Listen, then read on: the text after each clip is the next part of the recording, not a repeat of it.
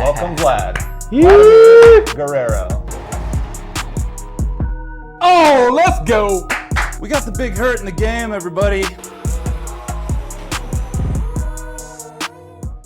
So if you missed the most recent San Diego Studios live stream, you would have missed a little tease they put at the end of the broadcast, and that was actually them revealing the stream schedule for the developer streams leading up to the launch of MLB The Show 20. Now, yes, it is all encrypted, but we do actually have the dates. The first two streams are actually going to be on February 6th. I'm recording this video on January 15th, so somewhere in that time frame between this video coming out and the stream starting, we should be getting our first official trailer for the game. And one of the most exciting things to talk about when you're discussing the new MLB The Show game is which new legends are going to be added into the new installment of the franchise. And that's exactly what we're doing in this video. We're gonna be talking about the top 10 legends that I wanna see in MLB The Show 20. And I want you guys in the comments to go ahead and let me know who you wanna see, because I'm sure there's gonna be guys that I don't talk about in this video that you guys are gonna wanna see. So feel free to let me know down in the comments who you want in MLB The Show 20. Also, if you are excited for MLB The Show 20 and you want to stay notified of everything leading up to the launch of the game,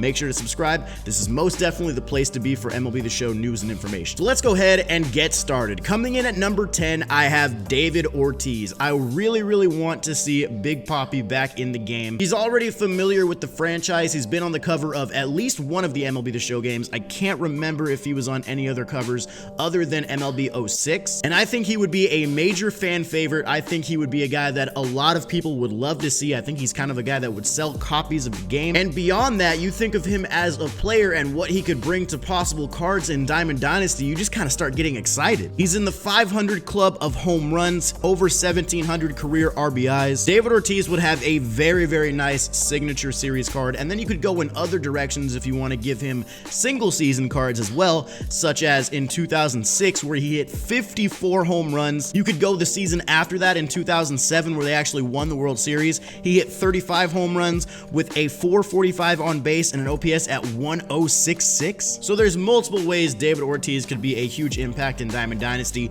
and he is definitely a guy that I want to see. So this next one is going to be kind of interesting because one of the best pitchers in MLB The Show 19 was Clayton Kershaw, a left-handed guy from the Dodgers.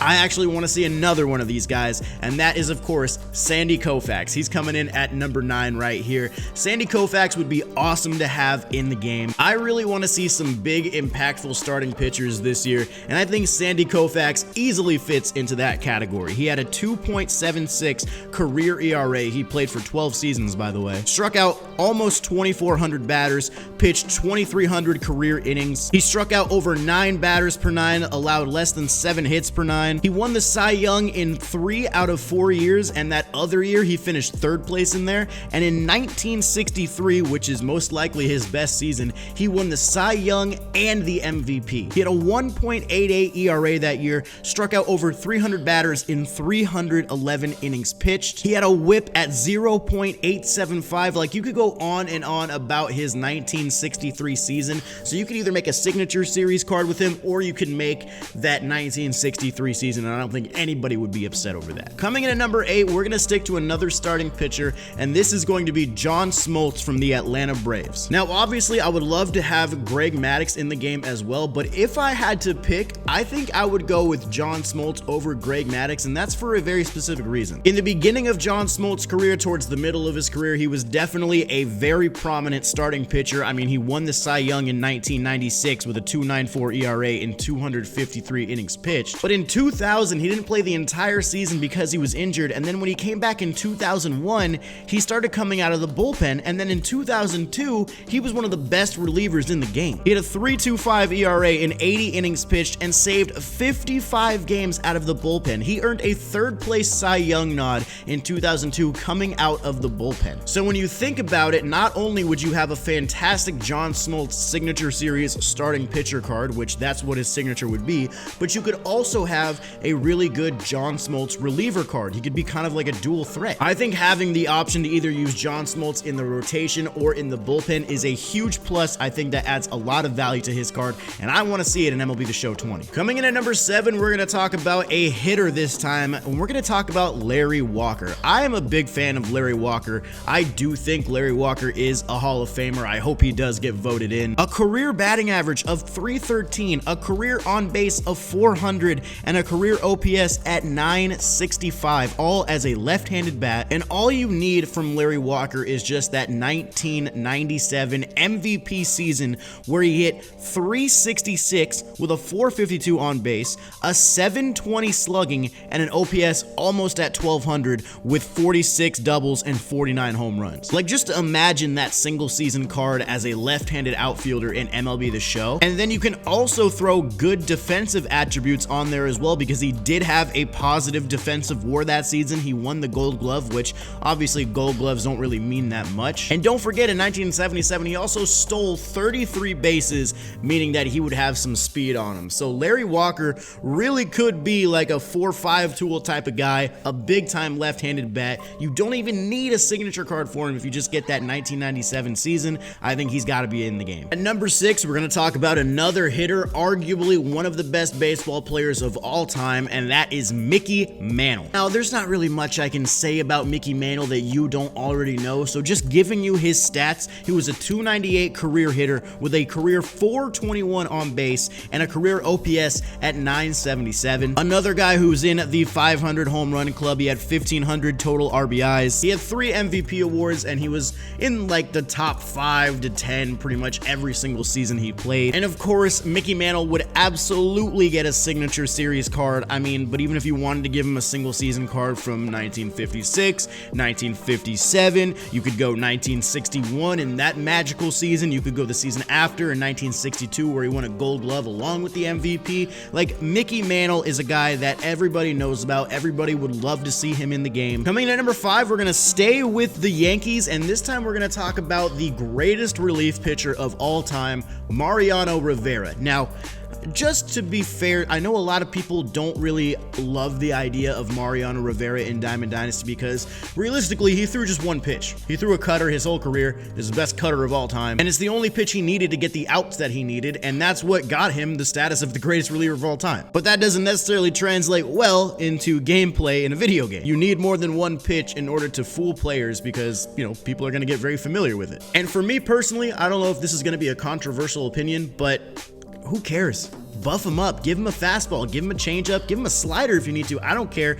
Give him what he needs to be the guy. We've got some of the greatest relievers in there right now with Billy Wagner, Trevor Hoffman, Dennis Eckersley, Raleigh Fingers, but it's always weird when you're missing the number 1, and Mariano Rivera is that number 1. Moving on to the next player at number 4, we're going to talk about another starting pitcher, and that is Pedro Martinez. We got to see Pedro in the game, man. We need it. One of the best baseball YouTubers on the platform, Foolish Baseball, made a fantastic video about Pedro Martinez when he had an amazing season, and then the season after it was like even better. I highly recommend you go check out that video. It's a really, really good one. And you take a look at the numbers, it's like you can see why Pedro Martinez was just the talk of everything. A 2.07 ERA in 1999 and over 200 innings pitched, striking out 313 batters, getting 13 strikeouts per 9. He actually finished second place in the MVP voting that year, losing to Pudge Rodriguez, which you could argue that Pedro deserved it more. But then you look at the season right after that. He had an ERA of 1.74